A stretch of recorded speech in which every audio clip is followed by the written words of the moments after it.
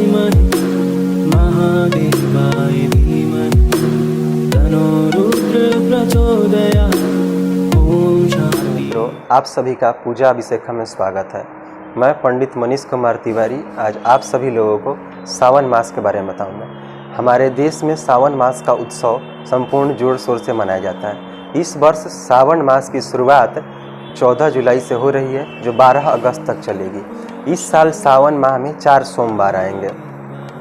श्रावण मास के बारे में हमारे पुराणों में अनेक कथाएं प्रचलित हैं।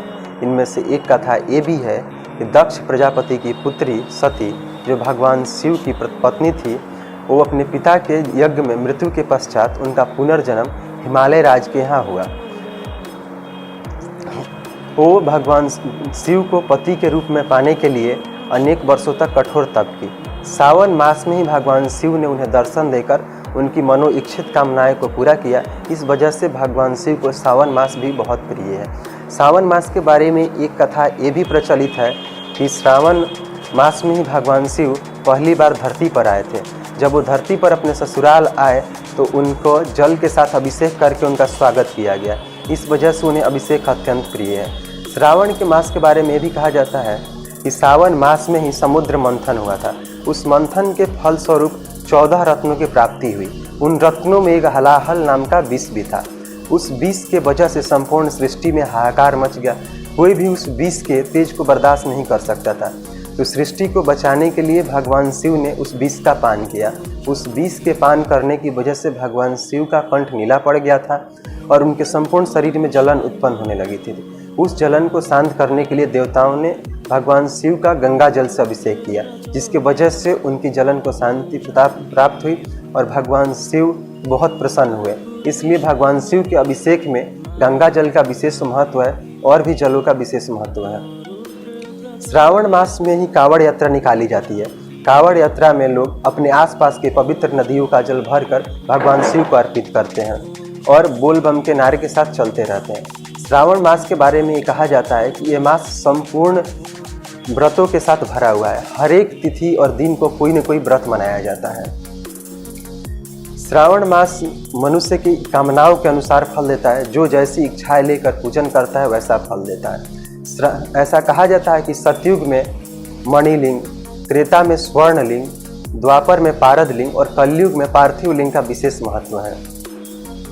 इसलिए श्रावण मास के हर एक सोमवार को, ऐसे तो हर एक प्रतिदिन को भगवान शिव का पार्थिव लिंग बनाकर पूजन करना चाहिए, लेकिन अगर ना हो सके तो हर एक सोमवार को पार्थिव लिंग का निर्माण कर भगवान शिव का पूजन करना चाहिए। इससे भगवान शिव अति प्रसन्न होते हैं। श्रावण मास के बारे में ये भी कहा जाता है कि जो कार्य, जिन मंत्रों की सिद्धि किसी पुण्य क्षेत्र में, सूर्य ग्रहण में, चंद्र ग्रहण में या किसी विशिष्ट मुहूर्त में करोड़ों बार जपने से भी नहीं हो रही हो, अगर उन मंत्रों का जाप या पूजन अब श्रावण मास में कुछ ही बार आवृत्ति में किया जाए तो सिद्धि हो जाती है।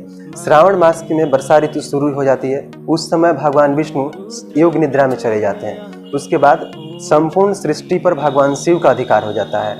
इसलिए उस समय मनुष्य जाति भगवान शिव को प्रसन्न करने के लिए अनेक चीज़ों से उनका पूजन करते हैं। इन पूजन में एक महत्वपूर्ण पूजन आता है रुद्राभिषेक, जो शुक्ल यजुर्वेद के मंत्रों के साथ भगवान शिव का अभिषेक होता है। इन अभिषेक में अलग अलग द्रव्यों का प्रयोग होता है। जैसे अगर किसी को अपनी जड़ता का नाश करना हो तो मधु मिश्रित दूध के साथ भगवान शिव का अभिषेक करता है। किसी को शत्रुओं का नाश करना हो तो तेल से अभिषेक करता है। किसी को अगर ज्वर वगैरह हो रहे हैं, बार बार उन्हें बुखार आ रहा है, उस चीज़ से शांति के लिए वो भगवान शिव का सिर्फ जल से अभिषेक कराया जाता है। श्रावण मास में ही अनेक व्रत मनाए जाते हैं, जैसे मंगला गौरी व्रत, दुर्गा विनायक व्रत, नाग पंचमी, उसके बाद प्रदोष व्रत और शिवरात्रि मनाया जाता है। श्रावण के बारे में ये कहा जाता है कि इस तिथि में हमें शाक का त्याग कर देना चाहिए। इस सावन के बाद चतुर्मास शुरू हो जाता है। ऐसे अनेक चीज़ों का त्याग करने कहा गया है। कहा गया कि सावन मास में भूमि शयन करना चाहिए। इससे हमें भगवान शिव के सानिध्य प्राप्त होता है। अनेक कथाओं के अनुसार भगवान शिव के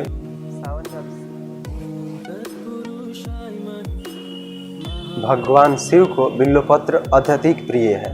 इसके बारे में एक कहावत प्रचलित है कि एक डाकू था जो अपने जीवन यापन के लिए राहगीरों को लूटा करता था। वो एक दिन एक वृक्ष पर बैठकर राहगीरों का यह इंतजार कर रहा था। उस समय कोई रात के 12 बज के कोई यात्री उस तरफ से नहीं गुजरा तो उससे अपने कर्मों पर बहुत पछतावा हुआ।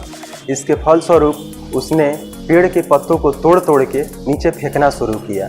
नीचे एक शिवलिंग स्थापित थी जिस पर पेड़ के पत्ते गिरने लगे और वो वृक्ष बेल का वृक्ष था। उसके बार बार पेड़ हिलाने की वजह से वृक्ष से जल नीचे गिर जा रहा था जो शिवलिंग पर पड़ रहा था, और जो बेल का पत्र तोड़ के नीचे फेंकता था वो भी शिवलिंग पर पड़ता था। इससे भगवान शिव उसके अंतःकरण को शुद्ध कर दिए और उस पर प्रसन्न हुए और उसे वरदान दिए कि तुम ठीक रहोगे। भगवान शिव के पूजन में बेलपत्र, धतूरा, भांग आदि का भी अपना विशेष महत्व है और भगवान शिव को समी पत्र भी चढ़ाया जाता है। समी पत्र को स्वर्ण के तुल्य माना गया है। ये सारी प्रक्रियाएं भगवान शिव को चढ़ाते समय ओम नमः शिवाय आदि के साथ किया जाता है। जिनको वैदिक मंत्रों का ज्ञान है वो वैदिक मंत्रों के साथ करते हैं, और जिन्हें इन मंत्रों का ज्ञान नहीं है वो ओम नमः शिवाय का जाप करते हुए भगवान शिव को ये सारी चीज़ें समर्पित करते हैं। श्रावण महीने में सुंदरकांड का पाठ, रामायण का पाठ आदि का भी अपना विशेष महत्व है। इस तरह श्रावण मास का हर एक सनातन धर्म के लोगों के घरों में विशेष महत्व के साथ श्रावण मास में उत्सव मनाया जाता है। अगर आप सभी को रुद्राभिषेक का पूजन करवाना हो तो आप हमारे वेबसाइट पर जाकर आप अपने लिए रुद्राभिषेक के पूजन को बुक कर सकते हैं। हम योग्य ब्राह्मणों के जरिए आप सभी के लिए पूजन करवाएंगे। आपको अगर ये चैनल अच्छा लगा हो, मेरा वीडियो अच्छा लगा हो तो वीडियो को लाइक करिए, चैनल को सब्सक्राइब करिए और पूजन बुक कराने के लिए आप हमारे वेबसाइट पर जाकर विजिट करिए और पूजन बुक कराइए।